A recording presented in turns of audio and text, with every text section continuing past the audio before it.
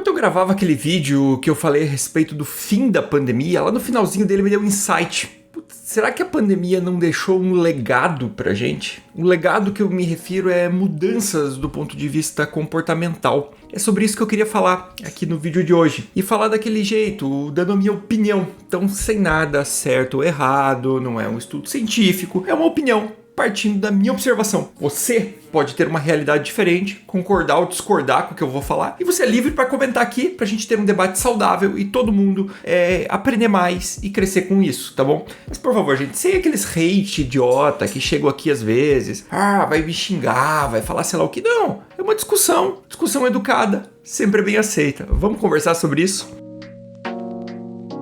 Então, gente, como sempre, começando o vídeo, muita gente é nova por aqui, né? Eu vejo que cada vídeo tá chegando mais pessoas que não conheciam o canal ainda. Então, o meu nome é Gustavo, eu sou médico, eu sou cardiologista, sou especialista também em clínica médica e sou professor de 2 universidades aqui em Curitiba. E eu criei esse canal com o objetivo de ter justamente essa comunicação pra gente falar aqui de um ponto de vista sério e bem embasado, mas também trazer bastante informação para toda a população. Vamos debater então sobre o que a pandemia deixou. A primeira coisa que eu quero dizer é que sim, a gente sabe o sofrimento que foi essa pandemia. Eu tenho total consciência do número de pessoas que morreram em decorrência da Covid-19. Eu sei das diversas pessoas que perderam o emprego, que sofreram muito do ponto de vista financeiro. E eu diria que desde que eu nasci, talvez essa tenha sido o momento mais crítico que eu vi socialmente falando. Da minha vida como médico, sem dúvidas. O que a gente viu no hospital, especialmente ali de meados de 2020 até meados de 2021, foi uma coisa indescritível. Talvez um dia dê até para eu gravar um vídeo só falando sobre as minhas experiências médicas no decorrer da pandemia e como isso me impactou e como me tornou uma pessoa diferente, tá? Mas esse não é o foco, mas se você quer isso, escreve lá embaixo, tá? O foco é olhar o que sobrou depois da pandemia. Porque agora que a gente vê aí a saída, né, do uso de máscaras, a volta aos poucos da normalidade, eu vejo que na verdade esse normal não é o mesmo normal que antes, né? E muitas coisas mudaram, e mudaram até para bem. Se a gente pensar nas outras pandemias que a gente viveu, vamos pegar por exemplo lá do HIV, que tinha sido até então a pandemia que mais tinha matado em números absolutos, a gente saiu daquela pandemia com melhoria na qualidade de proteção contra DSTs, educação sexual. Isso tudo foram legados daquela pandemia. Quando a gente olha a crise do H1N1 em 2009, a gente vê também legados que saíram de lá. Eu lembro que muita gente saiu com uma certa higiene para espirrar, né? Antes as pessoas espirravam aberto, depois... Mas lógico, ele foi intenso, mas curto. Dessa vez foram 2 anos. Então vai ter mudança cultural. E eu vou dividir aqui o que eu queria conversar com vocês em 2 grandes grupos, tá bom? As mudanças estruturais do sistema de saúde e as mudanças da sociedade, tá? Então começando com o sistema de saúde, que é onde talvez eu tenha mais facilidade, que a gente está inserido, né? E onde tem mais propriedade, talvez, para falar. Primeira coisa que a gente vê é um grande impacto em estrutura. Até porque muitos locais foram obrigados a investir em saúde. Tudo bem, teve fraude de licitação, não tô falando disso. Sei que isso aconteceu em muito lugar. Mas é fato que muitas cidades que sequer tinham um ventilador mecânico, agora têm condições de atender pacientes que antes talvez morreriam por falta realmente de equipamento. Lógico que se isso não for atualizado com o passar dos anos, esses equipamentos vão depreciar, né? E também não vai ter adiantado. Mas pelo menos para agora, o sistema de saúde ele está sim mais equipado.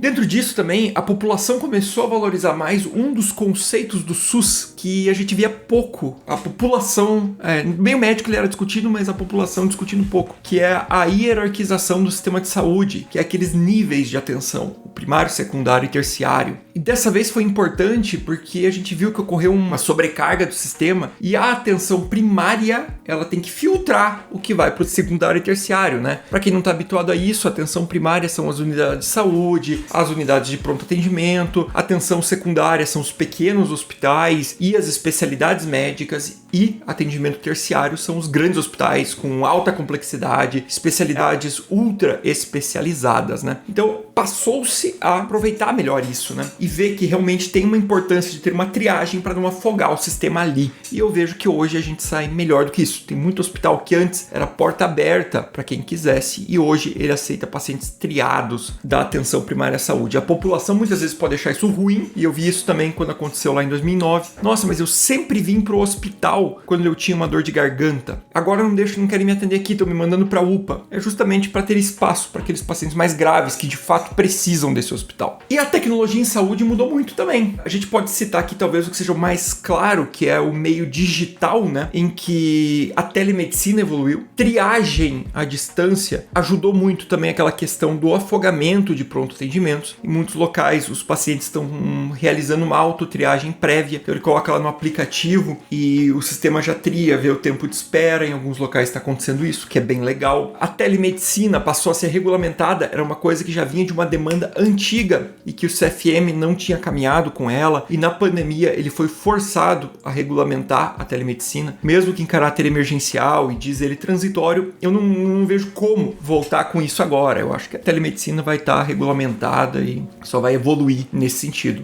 Outro ganho que a pandemia acelerou. E por falar em acelerar, outra coisa que foi muito acelerada durante a pandemia foi o desenvolvimento tecnológico em saúde. E aqui eu me refiro a modalidades de tratamento. Talvez o que foi mais claro dentro disso foram duas tecnologias que já são estudadas há muito tempo, mas não tinha investimento pesado em cima para fazer esse crescimento rápido, que foi a tecnologia de RNA mensageiro e a tecnologia de vetores virais, né? Eu já expliquei lá quando começou a vacinação o porquê que essas tecnologias cresceram tão rápido e da onde que elas vinham, qual que é a história disso, tá? Se você quer discutir esse tema especificamente, clica aqui. Se você quiser assistir, é um vídeo que eu comento por que a vacina foi desenvolvida tão rápido, tá bom? E lá eu explico melhor o detalhe de por que acelerou tanto essa tecnologia, tá? E mostrando que, apesar de ter sido mais rápida, sim, ela é segura. Mas não tô falando só de vacina. Antiviral, a gente evoluiu demais.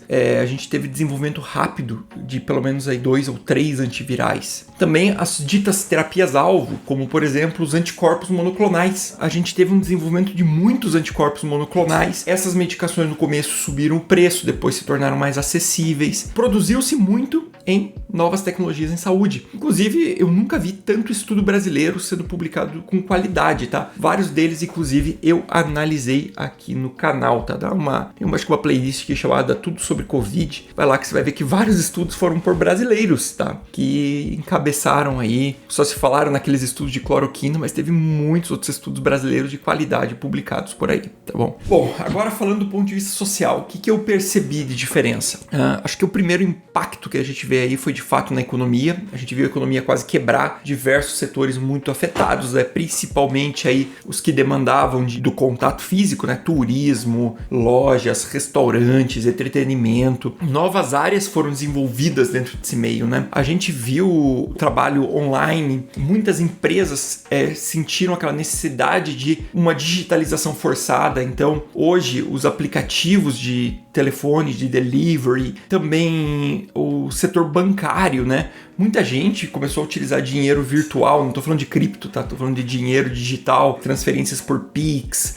Muito mais gente fez contas em bancos. Então isso tudo aqui mudou. E também mudou a forma de trabalho. A gente viu que o trabalho remoto, ele em certas situações ele não é eficaz, mas em outras situações ele é muito eficaz. Eu lembro que quando eu era criança, né? Isso aqui lá nos anos 80, 90, na minha cidade, lá no interior, lá em União da Vitória, que foi onde eu cresci, eu via bastante, assim, tinham aqueles prédios, vou citar 2 específicos aqui, que era o prédio do Banco do Brasil e o prédio da Telepar, né? A companhia de telefone do Paraná. Eram prédios enormes que tinham vários andares destinados a arquivo, a guardar coisa, papel, e os prédios eram construídos com essas áreas. Conforme entrou os anos 2000 e veio a digitalização, o que aconteceu? Esses prédios passaram a ter andares vazios e até foram vendidos para outra coisa. Eu lembro que uma época que eu tinha até um andar que tinha lá uma área para jogar futebol, que não tinha o que fazer com tudo aquilo lá, porque aqueles arquivos enormes, eles viraram computadores e não precisava mais de espaço. E eu acho que isso vai acontecer agora.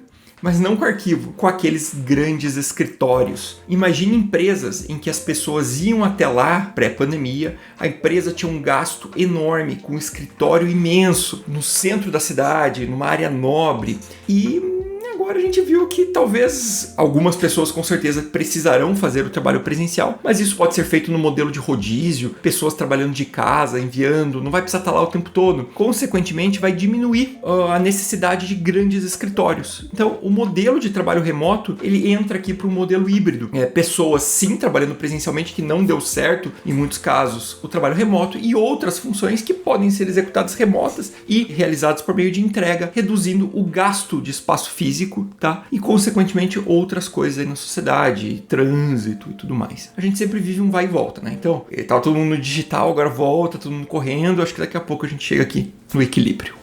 Dentro de onde eu atuo também no ensino, a gente viu muitas tecnologias surgirem e mudou a forma de ensinar. E de volta, aquele equilíbrio, né? Fomos tudo pro remoto, agora tudo pro presencial, os alunos só querem presencial, não aguento mais aula online, mas a gente vem pro equilíbrio. E talvez o equilíbrio seja o que nós chamamos de flipped classroom, ou sala de aula invertida. Eu, como professor, não vejo muito sentido em eu ir lá e dar uma aula teórica expositiva para os alunos. Eu acho que seria muito mais útil eu gravar um vídeo, igual eu estou fazendo aqui, expondo o conteúdo para o aluno. Aquele aluno que não está querendo anotar, ele pode ir, voltar, ver quantas vezes quiser, fica gravado, ele vê a hora que ele quiser. E no horário que a gente tem de encontro presencial, a gente viu que isso é importante sim, que o aluno aprende no encontro presencial, a gente sentiu falta disso, mas no encontro presencial ele já pode ter visto aquele vídeo e vir para discutir detalhes, aprofundamento, a aplicação prática daquilo, ter um outro nível de discussão prática. Eu acho que é para aí que a gente vai caminhar, tá? E na minha opinião, esse é o modelo ideal. Vai para casa, vê o vídeo, vê a aula gravada, vai e volta quantas vezes quiser, acelera se quiser, vai mais devagar se quiser, e depois no presencial a gente debate isso e mostra as aplicabilidades. Isso sem falar nos hábitos de higiene, né, que mudaram muito também. Eu não imagino hoje atendentes, até citei isso lá no vídeo do fim da pandemia, atendentes de restaurante, garçom, ali no Subway, as pessoas que preparando os alimentos sem máscara. Também o uso de álcool em gel, a gente tá muito mais higiênico com a nossa mão, até dentro do hospital a gente tá vendo isso. Diminuiu o número de infecções hospitalares, pelo menos em alguns hospitais que eu trabalho eu percebi isso. Antes tinha muito paciente com bactérias multiresistentes, contaminação interna. A gente viu menos isso. Lógico, falando em UTI, teve lá uma época com muito uso de antibiótico e muita bactéria resistente. Mas em geral eu vejo muito mais as pessoas hoje lavando a mão, passando álcool, do que 2 anos atrás, tá? Então isso também é uma coisa que eu acho que veio para ficar. O uso de máscaras ali por pessoas que vão ter contato com alimento, com muita gente, a lavagem das mãos. Também vejo pessoas aí com sintomas respiratórios que provavelmente agora vão pensar 2 vezes, um pequeno resfriado, a pessoa vai usar máscara.